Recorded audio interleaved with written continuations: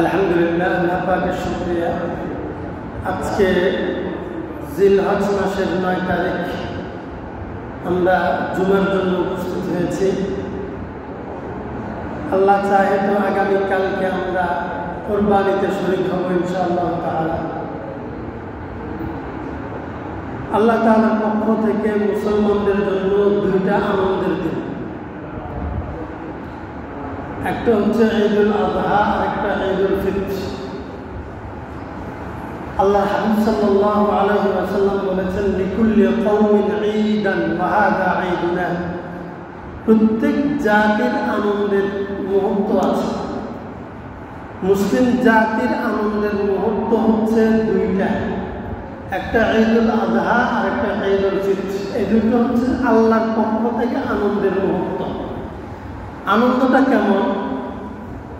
রমাদানের ঈদে, ঈদুল ফিতরে যাদের টাকা আছে তারা সুন্দর জামা কাপড় পরে এবং ফেতরা হিসাবে গরিবদেরকে কিছু অর্থ সহযোগিতা করার মাধ্যমে গরিব ধনী সবাই আনন্দে শরীক হয়।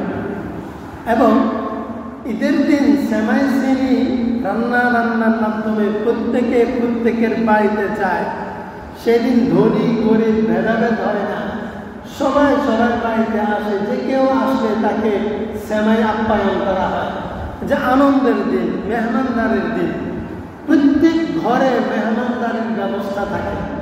রমজানের দিনে একদিন, রমাদানে একদিন, কোরবান অর্থাৎ ঈদুল আযহায় যাদেরকে আল্লাহ সামর্থ্য দিয়েছেন তারা জিলহজের 9-10 তারিখ, 11 তারিখ, 12 তারিখ এই 3 দিনের যে কোনো একদিন, 10 তারিখ সর্বোত্তম দিন। যদি কেউ কোনো কারণে 10 তারিখে সামর্থ্যবান ব্যক্তি পশু জবাই করতে না পারে, এমন হতে পারে কোরবানির দিন কারণ কেউ মারা গেছে। আমার এক আত্মীয় রয়েছে, আমার খালু ভাই মারা গেছে কোরবানির দিন, সবাই আলেম।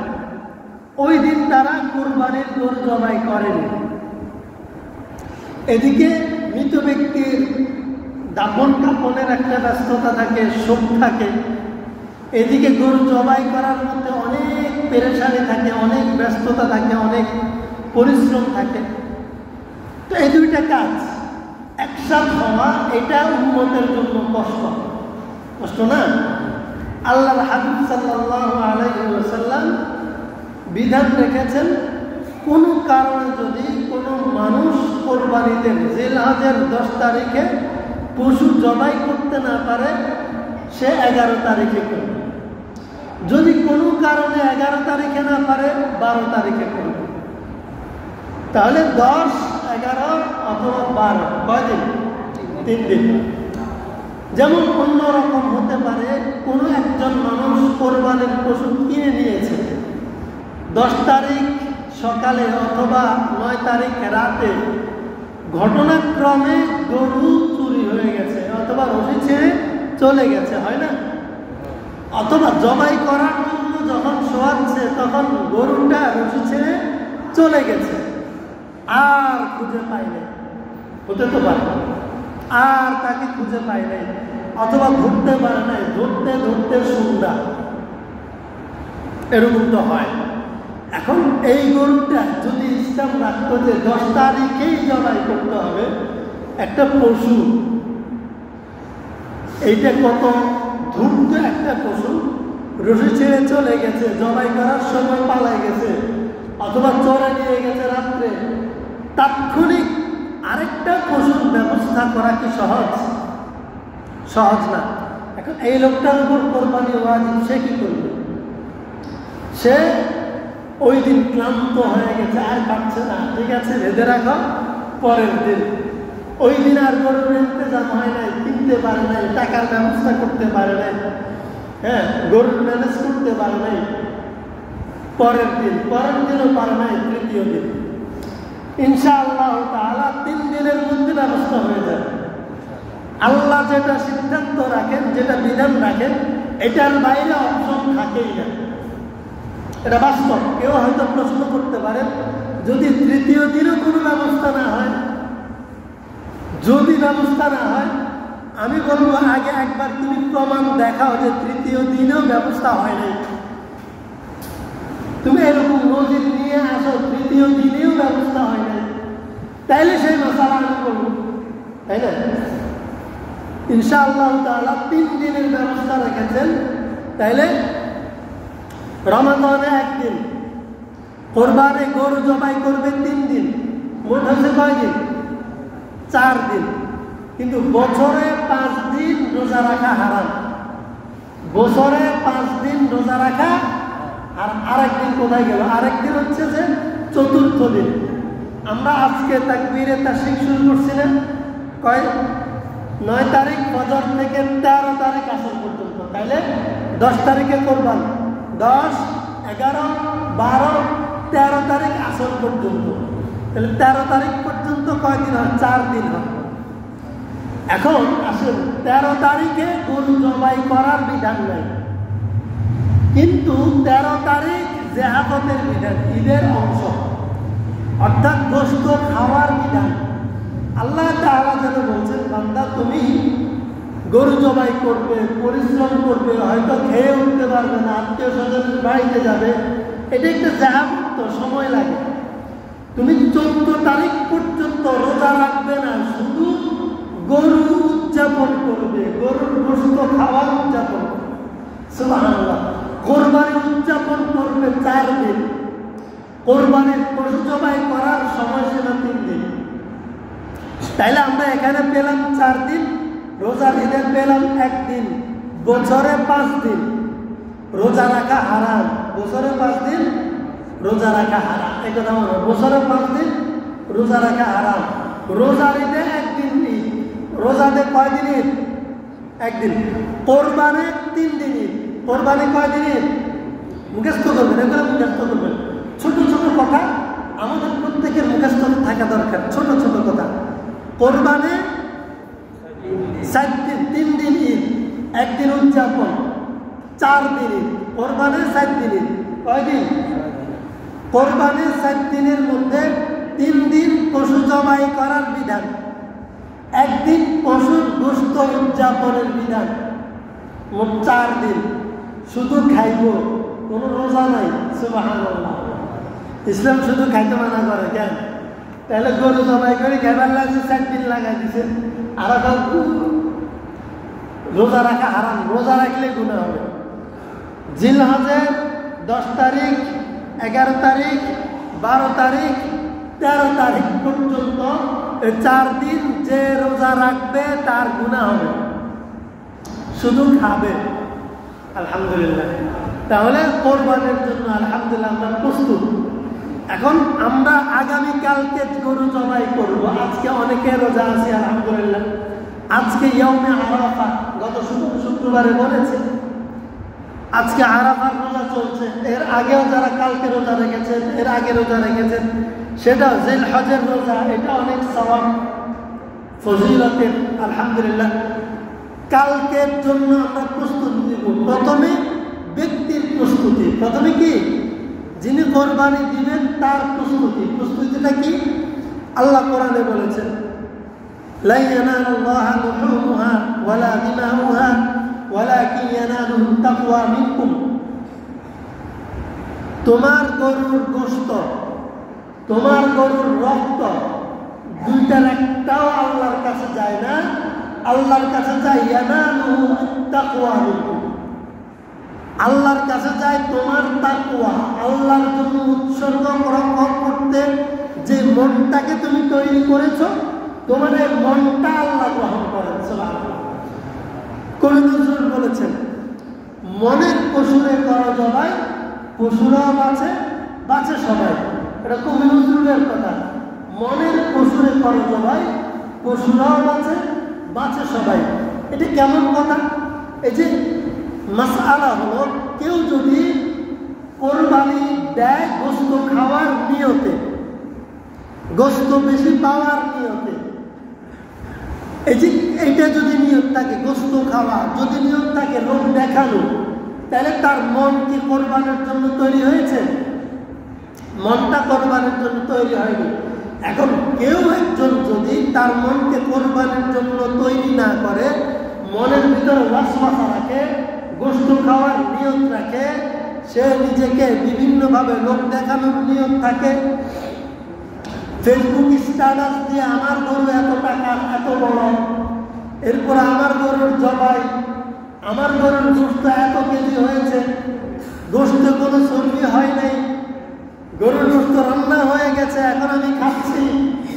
এই তামাশাগুলো ফেসবুকে দেখায় কি আল্লাহকে খুশি করার জন্য? বলেন, এটা কি আল্লাহকে খুশি করার জন্য? এটা কি সওয়াবের নিয়তে? লোক দেখানোর জন্য। এটা কেন করে? লোক দেখানো। দ্বিতীয় কোনো অপশন আছে কিনা আমার জানা নেই। যদি কারো জানা থাকে বললেন, তাহলে আমি আর একটা জিনিস জানলাম। তাহলে লোক দেখানোর জন্য কোরবানির প্রথমে এসে গরুটাকে ছবি তুলে ফেসবুকে দেয়, এইটা আমার গরুর কোরবানির গরু, এই লোক দেখানো। 2 নম্বরে জবাই করার সময় দেওয়া, লোক দেখানো। কোরবানির রান কাটতেছে, এটা ছবি তুলে দেয়া, লোক দেখানো, মানুষকে দেখাচ্ছি আমি করছি, কোরবানি দিচ্ছি, আমার অ্যাক্টিভিটিস। এরপরে গরুর গোশত কেমন হয়েছে, হাড্ডি কেমন হয়েছে, চর্বির পরিমাণ কেমন, লোক দেখানো। এটা আবার স্ট্যাটাসের মধ্যে নিয়ে আসা, লোক দেখানো, মানুষদেরকে নিজের গরুর বর্ণনা করছে মানুষদেরকে। এই অথচ কোরবানি মানুষকে দেখানোর জন্য না, আল্লাহকে দেখানোর জন্য। ওয়ালাকি ইয়ানালুহু তাকওয়া মিনকুম। এরপরে এই যে গোশত খাচ্ছি, এই সে আমাকে যা যা এভরিথিং, এইটা এই জন্য কেউ যেন না করি আমরা। কেন? এই কোরবানি আমার ছুরির নিচে একটা প্রাণী আমার সাথে তার জীবন উৎসর্গ করছে। আবারও বলছি, আমার ছুরির নিচে একটা প্রাণী তার জীবন উৎসর্গ করছে। অথচ এই প্রাণী যদি অবাধ্য হয়, আমার মতো 10 জনের স্বার্থ আছে তাকে নিয়ন্ত্রণ করা নাই। আল্লাহ তাকে আমার বাধ্য করে দিয়েছে যেন সে আমার ইচ্ছার পক্ষে এসে আমার ছুরির নিচে নিজের জীবন উৎসর্গ করে। তাহলে একটা প্রাণী নিজেকে কোরবানির জন্য উৎসর্গ করলো, আর আমি আশরাফুল মাখলুকাত, আমি কোরবানি দাতা, আমি নিজেকে আল্লাহর জন্য করতে পারলাম না, আমার অন্তরটাকে আল্লাহর জন্য আমি করতে পারলাম না, আমার তাকওয়া ফরজগারি নিবেদিত প্রাণ আল্লাহর জন্য করতে পারলাম না। অথচ আল্লাহ বলেছেন ইন্না সালাতি, আমাদেরকে শেখাচ্ছেন আমার নামাজ, ওয়া নুসুকি, আমার কোরবানি, ওয়া মাহইয়ায়া, আমার জীবন, ওয়া মামাতি, আমার মরণ, সবকিছু লিল্লাহি রাব্বিল আলামিন, সেই সত্তার জন্য যিনি পুরা কায়নাতের রব। সুবহানাল্লাহ। তাহলে আমার কোরবানি কার জন্য? আল্লাহর জন্য, ফেসবুকের জন্য না, ইউটিউবের জন্য না, লোক দেখানোর জন্য না। এজন্য প্রথম কথা, যিনি কোরবানি দিব এখন থেকে নিজেকে কোরবানির জন্য প্রস্তুত করা, নিজের আত্মাকে, নিজের দিলকে, নিজের তাকওয়াকে, নিজের মনকে, নিজের চিন্তা জগৎকে আল্লাহর জন্য নিবেদিত করা, আল্লাহর জন্য মুত্তাকি হিসেবে নিজেকে উপস্থাপন করা। আমরা আজকে থেকে কালকে পর্যন্ত প্রথম কাজ নিজেকে কোরবানির জন্য প্রস্তুত করা। তখন কি হবে? মনের পশুরে কবর করা জবাই, পশুরাও মাঝে মাঝে সবাই। অর্থাৎ আগে নিজের মনকে জবাই করা আল্লাহর জন্য, নিজের মনকে কোরবান করা আল্লাহর জন্য, নিজের মনকে প্রস্তুতি করা আল্লাহর জন্য, জগতের জন্য নয়। পশুরাও মাঝে মাঝে সবাই। অর্থাৎ তখন তোমার দেয়া যে পশুটা, সেই পশুটার কোরবানি কবুল হবে, তার আত্মত্যাগ কবুল হবে, তার আত্মদান কবুল হবে, তার জীবন উৎসর্গটা আল্লাহর দরবারে কোরবানির জন্য উৎসর্গিত হবে। অন্যথায় তুমি ব্যক্তি যদি নিজেকে আল্লাহর জন্য করতে না পারো, তোমার কোরবানি পশুটা আল্লাহর জন্য হবে না। তাহলে পশুটার জীবন গেল, সে কোরবানির পশু হতে পারলো না। এই দায়বদ্ধতা কার? আমার। এই দায়টা কার? আমার। এজন্য নিজেকে তৈরি করবো প্রথম। তাহলে প্রথম কাজ কি? আজকে থেকে নিজেকে কোরবানির জন্য প্রস্তুত করবো ইনশাআল্লাহ। 2 নম্বর কাজ, আমার পশুকে কোরবানির জন্য প্রস্তুত করা হবে। যেই পশুটাকে আল্লাহর রাস্তায় কোরবানি দিব, একটা বিষয় ছোটবেলা আমরা দেখতাম, কোরবানির পশুকে সাজানো হয়, দেখতাম না? অনেক একটা আমেজ, একটা আনন্দ লাগতো। এটা সুন্নাত, এটা করা যাবে, ইসলামে এটা বিধান আছে। আপনি সুন্নাতে মুআক্কাদা না, জায়েদা অথবা এটা আপনি যদি করেন এটা উত্তম, সুন্দর। আপনি আনন্দ, এই পশুটাকে কোরবানির জন্য চয়েস করেছেন, নির্বাচন করেছেন, এটাকে কোরবানির জন্য সাজানো, এটা করা যাবে। 2 নম্বর, পশুটাকে গোসল করিয়ে সুন্দর করে ময়লা কাদা এটা পরিষ্কার করে পরিপাটি করা। পশুটাকে আমি শুধু গোসল করবো না, জামা করবো না, যে পশুটাকে আমার কোরবানির জন্য প্রস্তুত করছি তাকেও পরিপাটি করা, সুন্দর করে গোসল করিয়ে দেয়। 3 নম্বর, আমাদের দেশে একটা কথা আছে, নিষ্ঠুরতা আছে, সেটা হচ্ছে পশুকে আমরা কোরবানির আগের দিন বিকেল থেকে পানি ছাড়া কিচ্ছু খাওয়াই না। এটা আছে না নাই? এটা কিরকম নিষ্ঠুরতা দেখেন। আমার সাথে আমি কোরবানির পশুকে ক্ষুধার্ত রাখলাম, আমি পারবো আগের দিন থেকে আমি ক্ষুধার্ত থাকবো, বিকাল থেকে কিছুই খাবো না, পরের দিন 12টা পর্যন্ত? সম্ভব?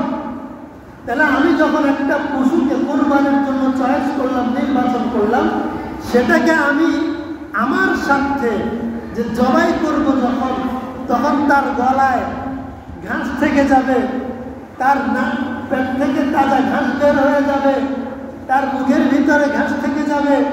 এই জন্য আমি তাকে আগের দিন বিকাল থেকে আমি খাওয়ানো বন্ধ করে দিলাম, তাকে আমি না খাইয়ে কষ্ট দিলাম। এটা নিষ্ঠুরতা, এটা কি পাষণ্ডতা? এটা করা যাবে না।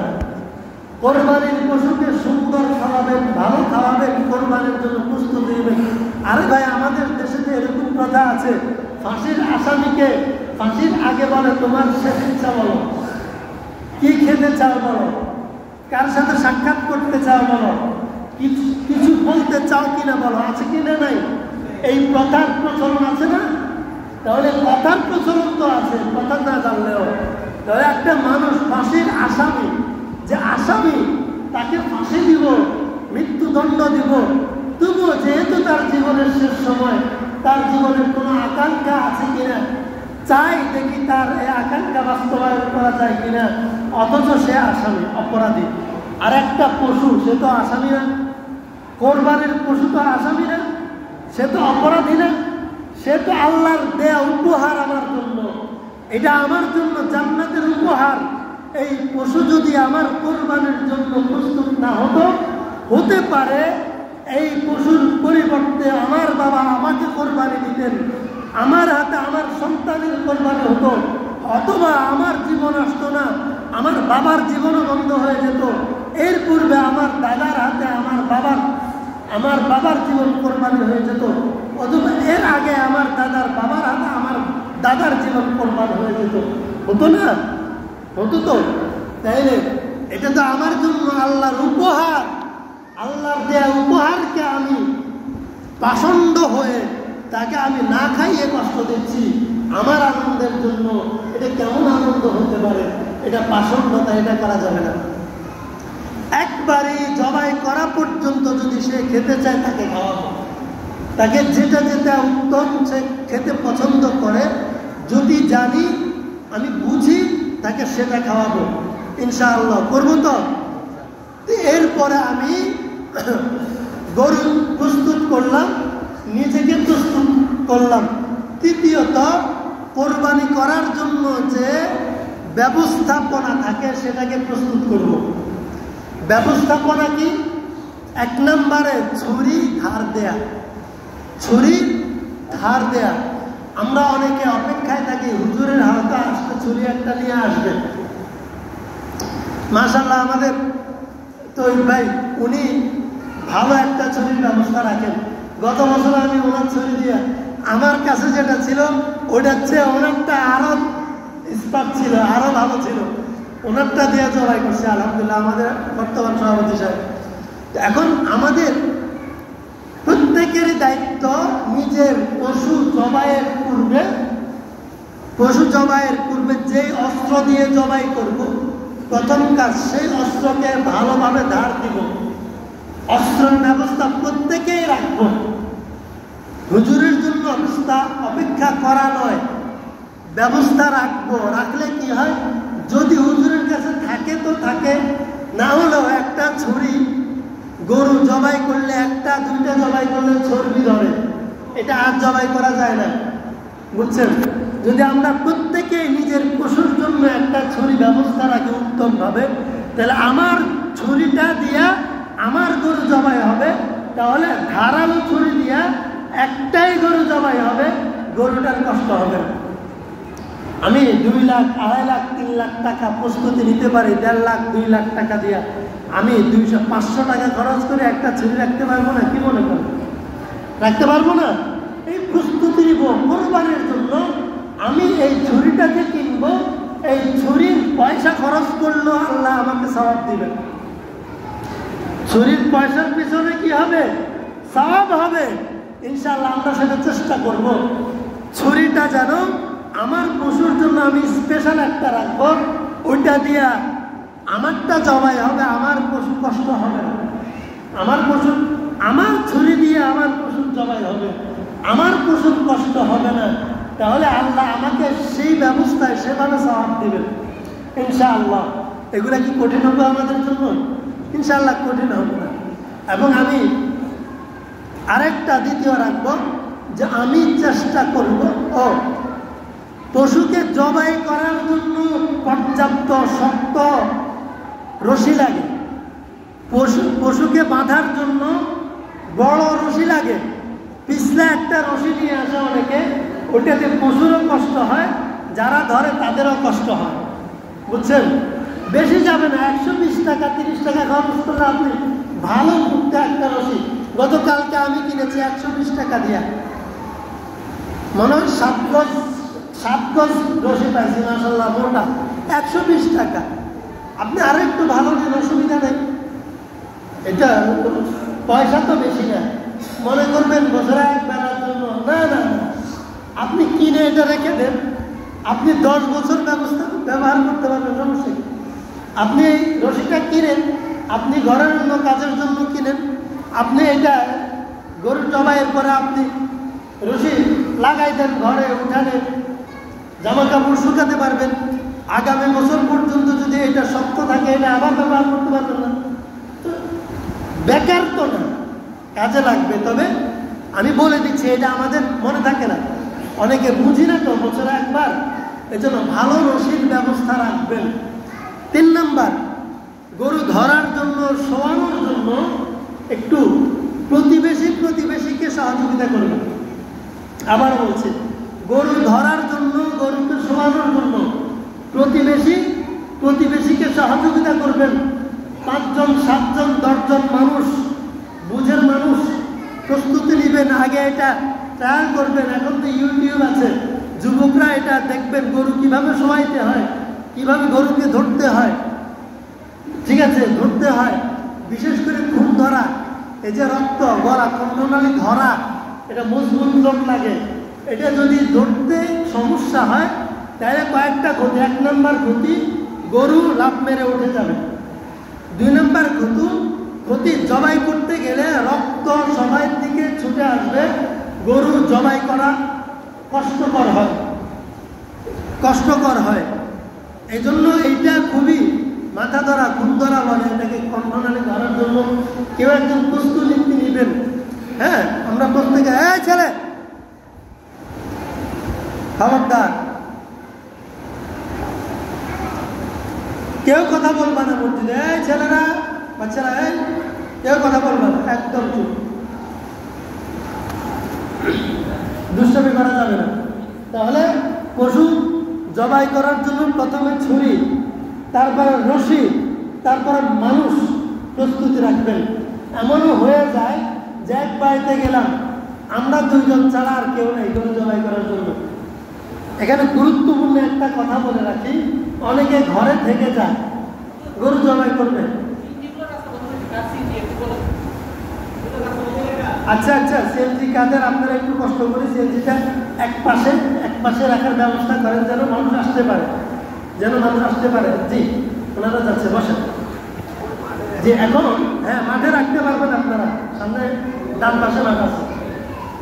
এখন এরপরে আসেন, যাক আমরা ওইদিকে গেছে বলে দিচ্ছেন, এরপরে ব্যবস্থা করে। হ্যাঁ, এরপরে আমরা গরুর জন্য সবচেয়ে মোস্ট ইম্পর্টেন্ট যে মাসআলাটা খেয়াল করেন, খুবই গুরুত্বপূর্ণ মাসআলা, সেটা হলো আমরা নিজেরা যারা গরু কিনেছি অথবা আজকে অনেকে কিনবো, 7 জনের পক্ষ থেকে নির্দিষ্ট 7 জনের 7টা নাম, 7 জন পার্সন, টাকা যতজনেই অংশীদার হোক, টাকার অংশীদার যতজনেই হোক, গরুর অংশীদার হবে 7 জন।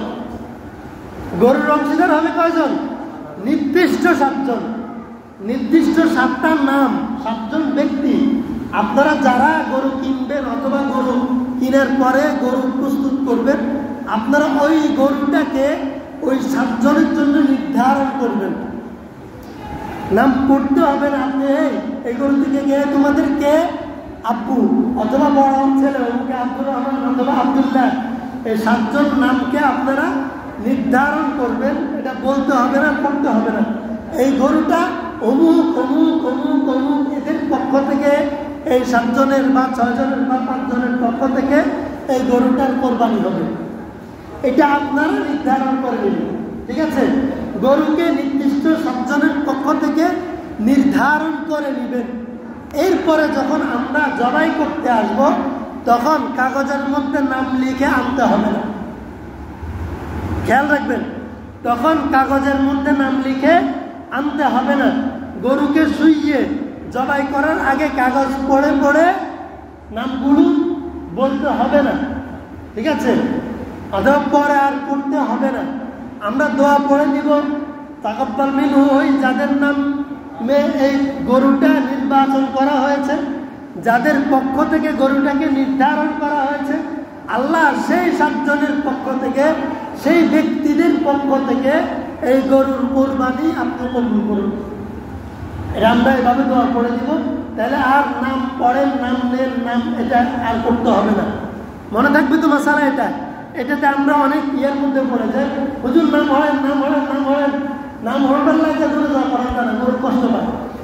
গরুকে শুইয়ে কষ্ট দেওয়া যাবে না, গরুকে শুইয়ে কষ্ট দেওয়া যাবে না। এক্ষেত্রে এক বাড়িতে যদি একাধিক পশু থাকে, আমরা চেষ্টা করব, আমার নানু বাড়িতে আমরা ছোটবেলায় দেখে আসছি, সবাই আলেম, চৌমুনি রেজিস্ট্রি অফিস মসজিদের যে খতিব সাহেব মাওলানা কামাল সাহেব, আমার মামা, ওনাদের বাড়িতে ছোটবেলায় দেখে আসছি, 5টা 7টা গরু আনে, ওনারা বাগান নিয়ে গরুটা জবাই করে, প্রত্যেক গরুর আড়ালে একটা একটা বিছানা চাদর দিয়া পর্দা রুম বানায়, বুঝছেন, একটা একটা রুম বানায়, বিছানা চাদর বা বড় পর্দা দিয়া, কাপড় দিয়ে পর্দা টেনে টেনে 7টা গরু হইলে 7টা রুম তৈরি করে। তাহলে 7টা রুমের ভিতরে 7টা গরুকে নিয়ে বেঁধে রাখা হয়। তাহলে পাশের রুমে একটা গরুকে জবাই করলে এ দেখে না তার সাথীর সাথে কি আচরণ হচ্ছে, এটা আর ও দেখে না। যদি একটা গরুর সামনে আরেকটা গরুকে জবাই করা হয়, এটা মাকরুহ। এটা কি মাকরুহ? এটা কি মাকরুহ? এটা আল্লাহ পছন্দ করেন না এবং গরু ভয় পায়, আতঙ্কিত হয়। অনেক সময় তার সামনে আরেকটা গরুকে জবাই হতে দেখলে সে রসুন ছেড়ে চলে যায়, এরকম ঘটনাও ঘটে। তো আমরা চেষ্টা করব আড়াল করতে, আড়াল করে নিতে, ঠিক আছে, এটা উত্তম সুন্নত। ইনশাল্লাহ আমরা চেষ্টা করবো আমাদের গরুটা যে সর্বোত্তম প্রক্রিয়া যেন জবাই হয়। এরপরে এই মাসআলাটা বলা জরুরি এবং বলবো। আমরা জানি মুসল্লিরা 2 কারণে পারে না, এক হচ্ছে অভ্যাস নেই, দোয়া মুখস্থ করতে পারে নাই, দ্বিতীয়ত একটা আবেগ থাকে, আগ্রহ থাকে, আন্তরিকতা থাকে যে হুজুরের হাতে জবাই করব। এই আবেগ, আন্তরিকতা, আগ্রহ ঠিক আছে, অ্যাপ্রিসিয়েট করি, সমস্যা নেই, কিন্তু সুন্নাহ পদ্ধতি হচ্ছে আপনার গরু আপনি জবাই করবেন আপনার হাতে, না পারলে সহযোগিতা নেবেন, যে পারে সে হুজুর হইলে অসুবিধা নেই। গরু জবাই করতে শুধুমাত্র বিসমিল্লাহ বলে জবাই করলে হয়ে যাবে। আমরা বাকি যেই দোয়াগুলো পড়ি এগুলো উত্তম সুন্নাহ, ঠিক আছে? এগুলো যদি নাও পারেন সাহস করি শুধু বিসমিল্লাহি আল্লাহু আকবার, এতটুকু পারবো না? বিসমিল্লাহি আল্লাহু আকবার এটুকু পড়লেই জবাই শুদ্ধ হয়ে যাবে ইনশাআল্লাহ। এতটুকু পড়লে। এখন অনেকে বলে এটা হুজুরের হক, মসজিদের ইমাম সাহেবের হক, মুয়াজ্জিন সাহেবের হক, খতিবের হক, এলাকার আলেম ওলামার হক। আলেম ওলামার জন্য ওই লোকের কি দরদ, কি আন্তরিকতা। আলেম ওলামারে নিজের বাড়িতে ডাকি, তার গরু জবাই করাই, কামলা খাড়াই, 500 টাকা দেয়। এটা আলেমের প্রতি ভালোবাসা না? বরঞ্চ ভালোবাসা হচ্ছে এটা আপনি বলবেন হুজুর কষ্ট করে আসেন, আমি তো পারি না, আপনি আমারে দেখাই দিয়েন, আমি চেষ্টা করব আপনি দেখাই দিয়েন, আমি চেষ্টা করব আপনি দেখাই দিয়েন, অথবা আমাকে শিখাই দেন। কষ্ট করে আপনি গরুটা জবাই করবেন।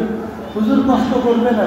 আপনি 2 লাখ টাকা বাজেট করছেন গরুর জন্য, আরো 2000 টাকা বাজেট করেন ইমাম সাহেবের জন্য।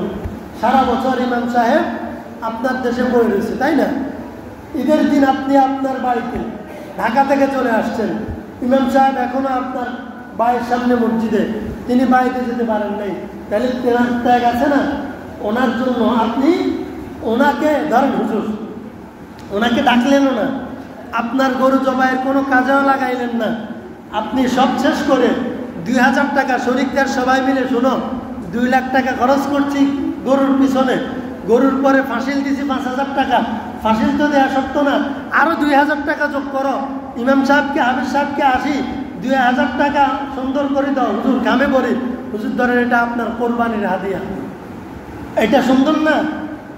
এরপরে হুজুর আজকে আপনি আমার ঘরে আগে খানা খাইবেন, গরু জবাই করি, আপনার ঘরে যখন গরু তৈরি হবে, রান্না হবে, সবার আগে চেষ্টা করবেন, যেই সমাজে প্রতিযোগিতা লেগে যাবে, মসজিদের ইমাম সাহেব হুজুর তিনি কার ঘরে আগে গোশত খাইতে যাবেন, যেই সমাজে এই প্রতিযোগিতা হবে ওই সমাজে প্রমাণিত হবে যে তাদের ধর্মের প্রতি, ইমাম সাহেবের প্রতি ভালোবাসা কেমন। এটা হচ্ছে ভালোবাসার প্রকাশ।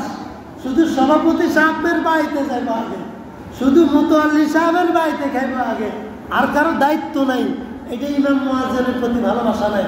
প্রতিযোগিতা করবেন, কি প্রতিযোগিতা করবেন, বুঝছেন? আমরা তো আমার জন্য বলছি না, আগে দেখেছি আমার আব্বারা ছোটবেলা যেতাম হুজুর এ বাড়িতে অন্যান্য জায়গায় আমরাও নামাজ পড়েছি। আল্লাহ আপনাদের এলাকায় দেখি ইমাম সাহেব এক মুই, আপনারা আরেক মুই, শুধু মুতোয়াল্লি সাহেব সভাপতি সাহেব হয়ে যায় ঘরে, উনি খাওয়াই দিছে, ইমাম সাহেবের আর কেউ খবর হয় না। আমি তো আমার বাড়িতে চলে যাই। আমি বাস্তবভাবে এই কথা বলতেছি আমার জন্য না, আমাদের হাফিজ সাহেবের জন্য, যিনি আপনার এলাকায় আছেন, আপনার গ্রামে পড়ে আছেন। খোদার কসম আমি এরকম বহু মসজিদ জানি, বহু সমাজকে চিনি, বহু সমাজের ইমাম সাহেব সারাদিন তার দুপুরের খাবারের খবর নেই, সেমাই চিনি চোখেও দেখে না। এমনি ইমাম সাহেবের কি ভালোবাসা, কিরকম ধর্মপ্রাণ, এরকম ভালোবাসা নাই। ইমাম সাহেবের প্রতি একটু আন্তরিক হওয়া চাই, মুখের আন্তরিকতা নয়। আপনি সেমাই নিয়ে আসবেন সবার আগে, আপনার গোশত রান্না হয়েছে, ইমাম সাহেবরে পান নাই, ইমাম সাহেবরে বলবেন যে রাত্রে কিন্তু আপনি আমার ঘরে খাবেন, আপনার সাথে খাবো, আপনি আসলে কিন্তু যদি সুযোগ না হয় ঠিক আছে অসুবিধা নাই, আসরের সময় মাগরিবের সময় 1 বাটি গোশত 2টা-5টা রুটি আপনি মসজিদে ইমাম সাহেবের জন্য নিয়ে আসেন। ইজ্জত যাবে না সম্মান বাড়বে? যেই সমাজের মানুষ, যে ব্যক্তি ইমাম সাহেবকে, মসজিদের ইমাম সাহেবকে ঠিক এভাবে সম্মান করবে, আল্লাহ তাআলা ওই সমাজের সম্মান সব সমাজের উপর মাথা উঁচু করাই দিবেন। যে ব্যক্তি পারবে দেখবেন ওই ব্যক্তির মাথা অনেক উঁচু হবে। আরে ইমাম সাহেবকে আমি খতিব সাহেব আসি হতো কার কাছে, আমি আই মুতাল্লি সাহেব তুমি খাইছে শেষ।